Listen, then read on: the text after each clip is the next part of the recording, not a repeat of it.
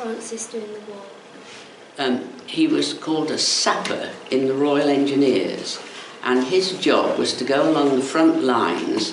He had a horse with a lot of cable on it, and he was laying telephone lines for the different areas with the trenches so that people could get in touch with each other. So it was quite a dangerous job right on the front. Some of you may have seen pictures of War Horse, have you? Yeah. Well, they had a big horse like that which he walked along with all the heavy cable on it that he was putting down.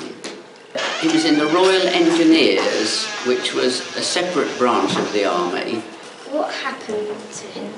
Well, in 1917, Germans were sending gas bombs over, which had some very nasty mustard gas in it. It was a sort of yellowy gas, which affected people's lungs and could kill them. And he was in this gas attack, and his lungs were badly affected. And so he was taken from the front line into a field hospital. They used to have little hospitals behind the line where doctors could look at the people who were injured and decide whether they could make them better there or whether they'd be sent home to England. And in fact, he was sent home to England.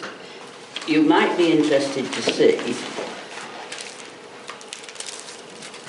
when he was injured, this was tied onto him. Now that's nearly 100 years old, that little envelope. That was tied onto him, and inside it was a little note from the doctors. And this said, it's not very easy to read because doctors' writing isn't always very good, you may know. They do difficult writing, so we can't read it. It said, 5 hours after gas, eyes burned, rather sore throat and cough. And also, I can't read the first bit of it, it says conjunctivitis. That's something that's perhaps nasty to your eyes. And in fact, he was blinded, and he was blind, I'm not sure how long, but for quite some weeks, I think he was blinded. And then there's something else on the back, and it tells what medicine he was given. Again, it's difficult. Sodium bicarbonate was given. That was to drink, I suppose, because that was against the gas. Anyway, that was tied to him. And then the ship, the name of the ship was the Hut 1, and it's got that little note on it there, Hut 1. And the date, it says on the back, the 2nd of the 10th of 17. So that was the 2nd of October he was sent back. He was gassed on the 30th of September and was put in a ship to send home. And on the back it just says, gas shell, to say what had happened to him. Did your father get conscripted? No. So did he go to war with some of his friends? Yes, he did. Sadly, only one of his friends I knew when I was a child came back, and he'd been injured. He wasn't gassed, but he was injured. But my father's best friend was killed, so his memorial is in the Memorial Garden in Lichfield where they lived. Did your father choose to go to war? Did he want to go to war, or did he do it for his country? He did it for his country. I don't think anybody. At first, a lot of the people thought it was going to be fun, I think, and all joined up because they thought, oh, this is a great thing to do, we'll go and play guns. And it wasn't like that. So I don't think that later on, of course, he didn't really want to fight at all because he didn't like fighting. Yes? Was he in the first big explosion? No, I don't think so.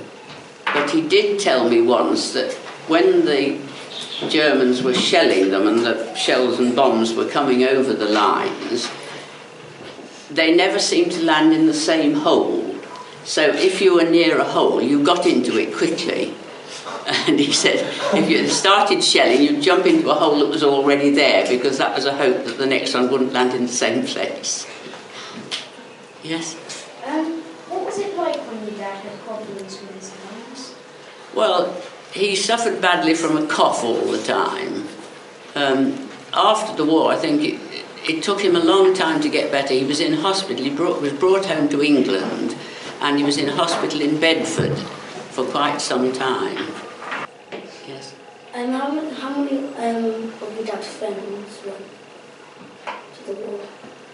I think all of them, most all of them did, because that was the age, you know, they all had to go. Yes? Did your dad get a lot of medals? Well, I'll show you his medals, and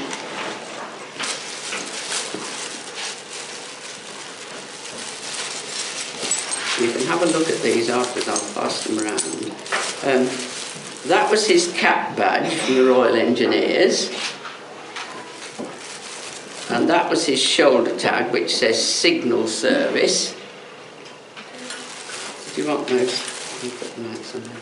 Now, the interesting thing, in the First World War, these are his 2 First World War medals in France, and everybody had their name put round the outside. If you look very closely, it's printed round here. It says Pioneer FWC Long, RE, Royal Engineers.